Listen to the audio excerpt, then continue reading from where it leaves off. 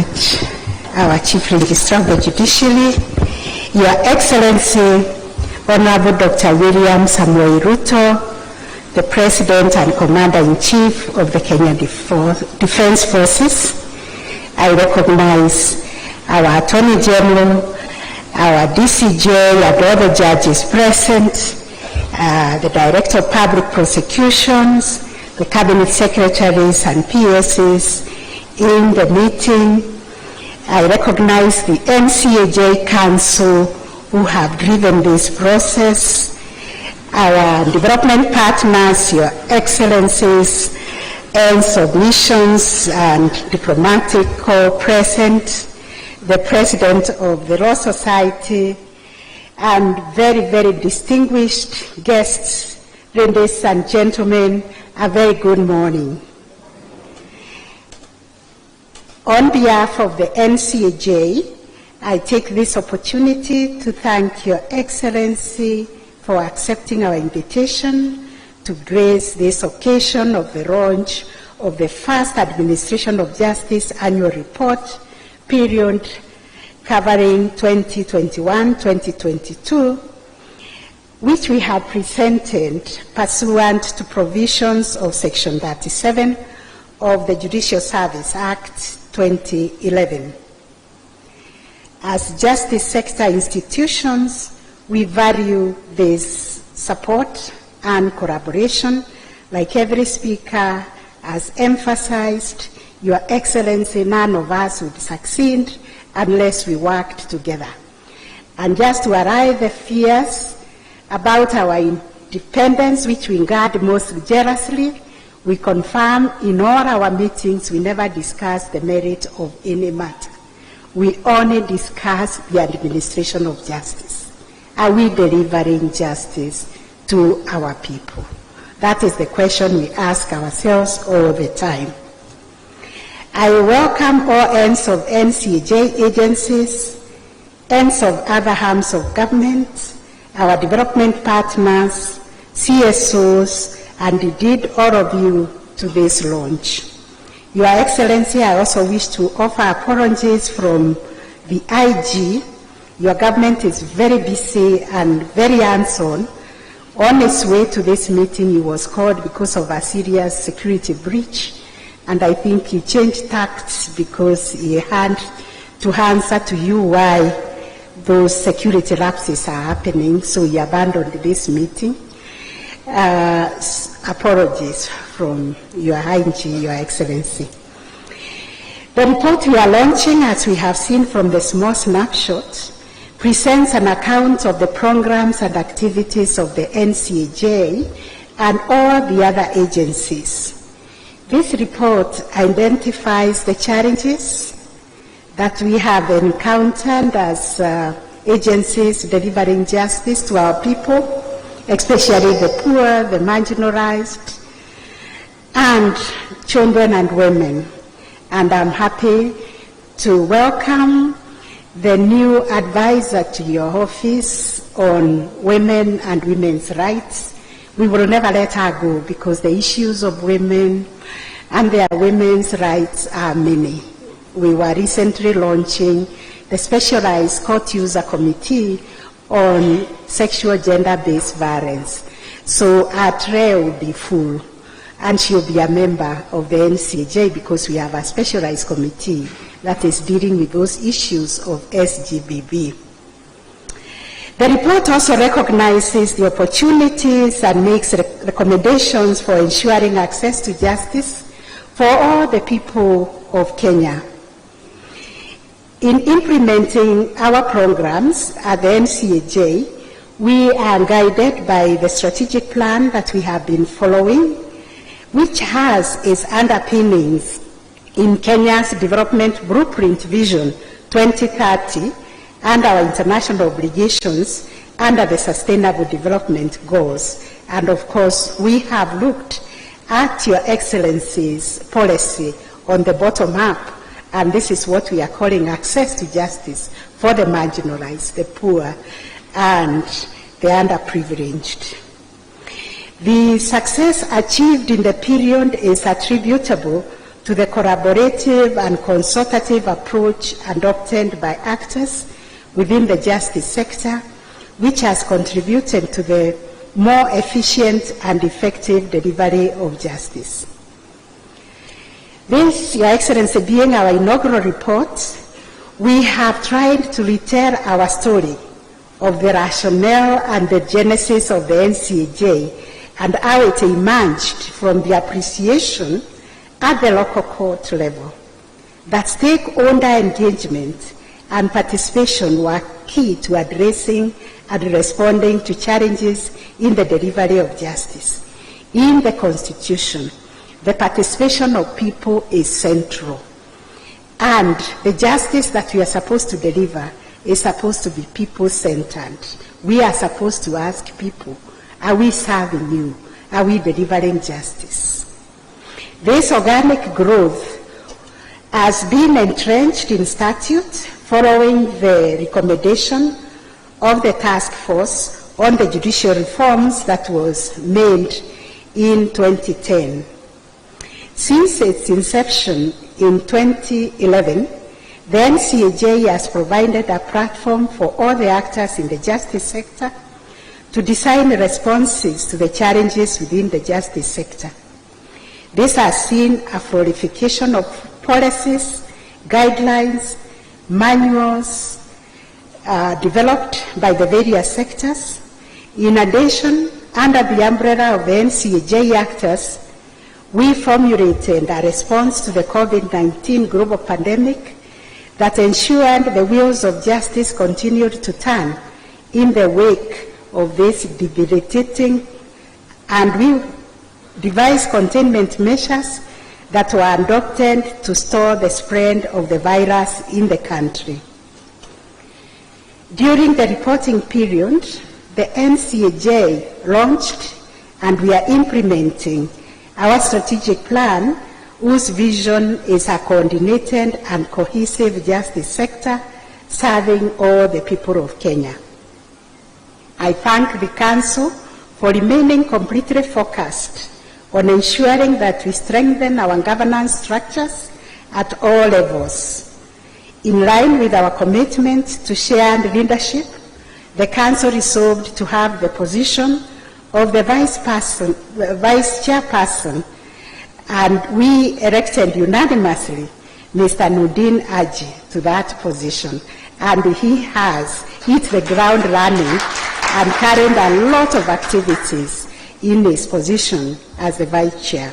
That is what we call shared leadership and shared responsibility. We have also created subcommittees at the Council level and formalized departments at the Secretariat. It was during this reporting period that the Judicial Service Commission recruited Dr. Maraga as the Executive Director of the NCAJ Secretariat. The NCAJ Council remains focused on deepening criminal justice reforms. In May 2022, as you have seen, Your Excellency, on the small clip, we successfully convened the second National Conference on Criminal Justice Reforms, dubbed towards a rights-based criminal justice sector. One of the biggest challenges we have in our justice sector today is implementing criminal law that was enacted during the colonial period. Therefore, during this conference, participants delved on topics such as leveraging technology to enhance access to justice, ensuring that we safeguard human rights in the administration of justice, that we enhance access to justice for the vulnerable groups, and tackling corruption in the justice sector and in our country at large. I will therefore encourage all of us to read the report and the details on its recommendations.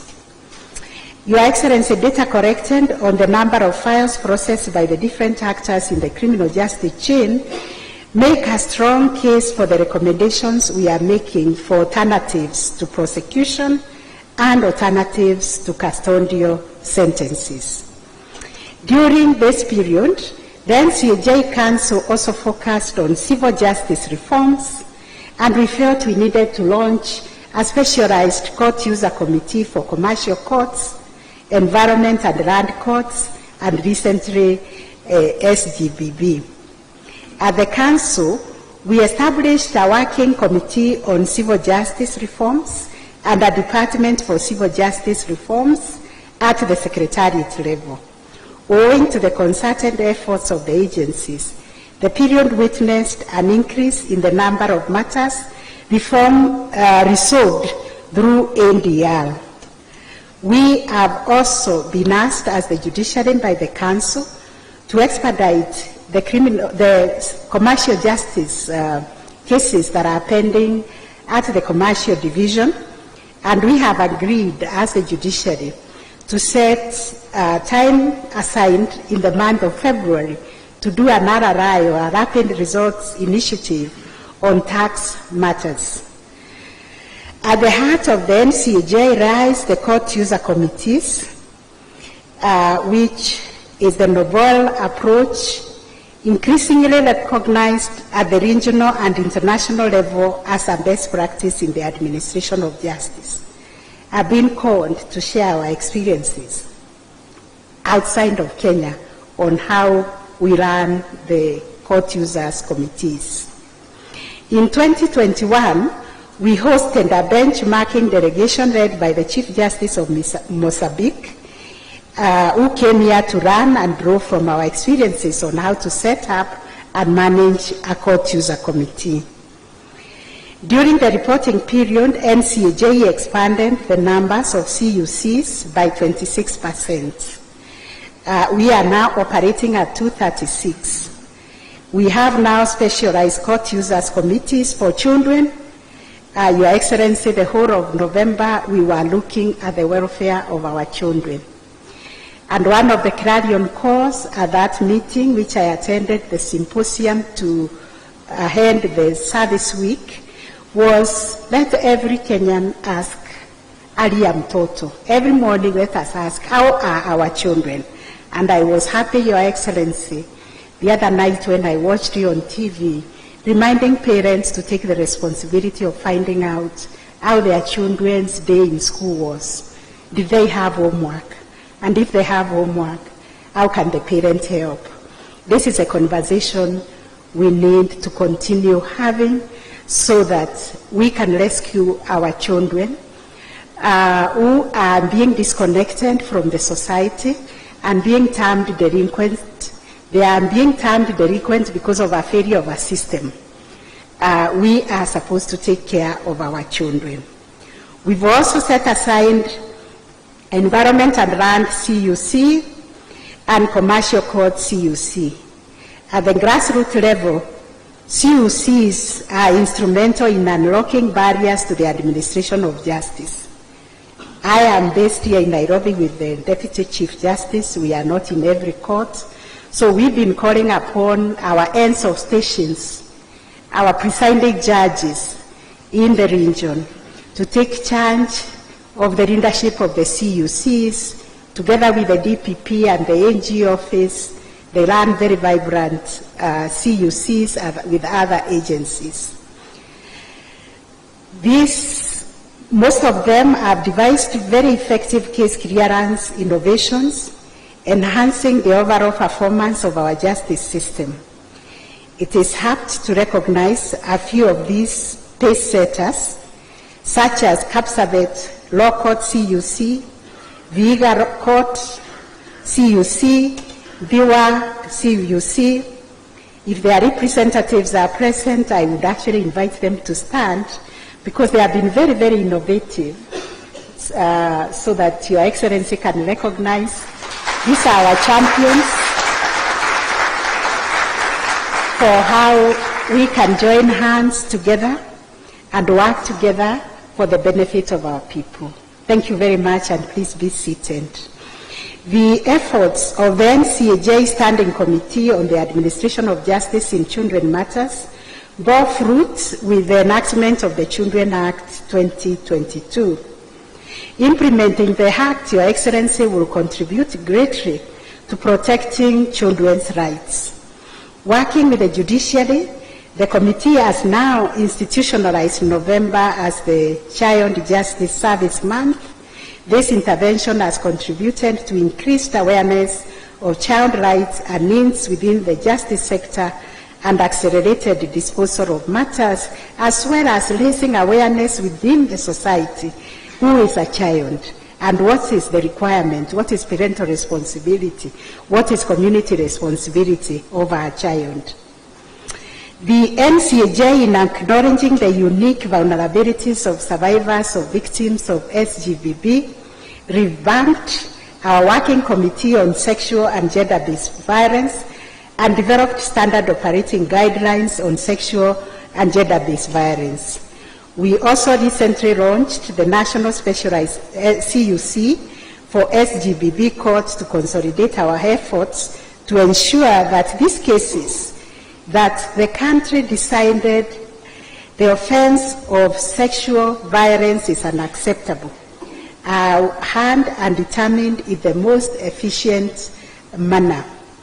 While we were launching this court, our attention was drawn, Your Excellency, to harmful practices that are taking place in some corners of this country, where young girls are being prepared for FGM. And Your Excellency will be inviting you to take up, to be one of our champions, to say, in the year 2022, in this century, we cannot have little girls being removed from school, to be subjected to FGM, to be subjected to early marriages, little girls to be doing exams from the maternity wing. We have to say no to sexual and gender-based violence. We must protect our society. We must protect our children, because at the end of the day, they become a burden to the government. The government will have to look after the mother who is a child and the child who is born. So we have to protect ourselves, and NCAJ recognizes that we have a role to play in that, because our members of the court users committees are present in those sites, in those locations, and therefore the question we'll be asking within ourselves is who is sleeping on their job, because there is a county commissioner, there is a chief, there is a OCS, there is a OCPD, there is a court within the region. Why are these activities going on? That is a big question we'll be asking ourselves when we meet in our own assembly, Your Excellency. So NCAJ recognizes that we have to fully harness technology and the potential it brings in accessing justice. Accordingly, we have established a working committee to facilitate the rollout of the ICT focused on collaboration. We are working on building seamless interoperability of ICT systems among justice sector agencies. To support this, we intend to scale up investment in ICT across the justice sector so that all agencies can be at the same level. Given our strong belief, and also which we share with Your Excellency, on the effectiveness of ICT as an enabler also of justice, we hope that the National Treasury can ring-fence budgetary allocation specifically targeted to ICT for justice sector agencies to ensure undisrupted delivery of justice. The report also identifies challenges that have continued to plague the sector. These are limited resources, human and financial capacities. In addition, we observe that there have been instances of overlapping mandates between the institutions that are played out negatively in public. In the next financial year, Your Excellency, the NCAJ will prioritize the finalization of the draft bill, the development of the ICT policy. We also hope to strengthen and institutionalize the CUC, reforms focused on the vulnerable groups, broadening our network of collaborations, both state and non-state actors, and formulating coordinated responses to corruption. We will look at the National Treasury and our development partners for continued support. And as I conclude, Your Excellency, I would like to recognize the work and commitment of the NCJ Secretariat, the working committees, and our CSO partners, and the contribution they have made to the success of NCJ, which we have captured in the report.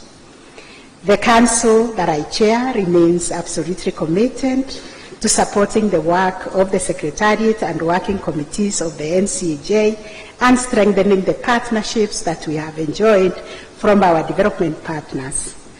Finally, please join me in celebrating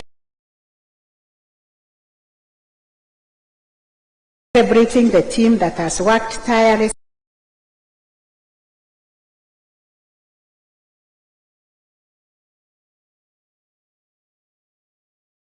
many of the programs covered in the year under review. Once again, Your Excellency, I thank you for making time to come and encourage us, because we are all about interagency, interdependence, collaboration, and cooperation, because at the end of the day, we serve one Kenyan, the one Kenyans have named Wanjiku. So God bless you, and God bless Kenya. And now it is my very, very singular honor and privilege to invite Your Excellency, the President, to deliver your keynote address to us.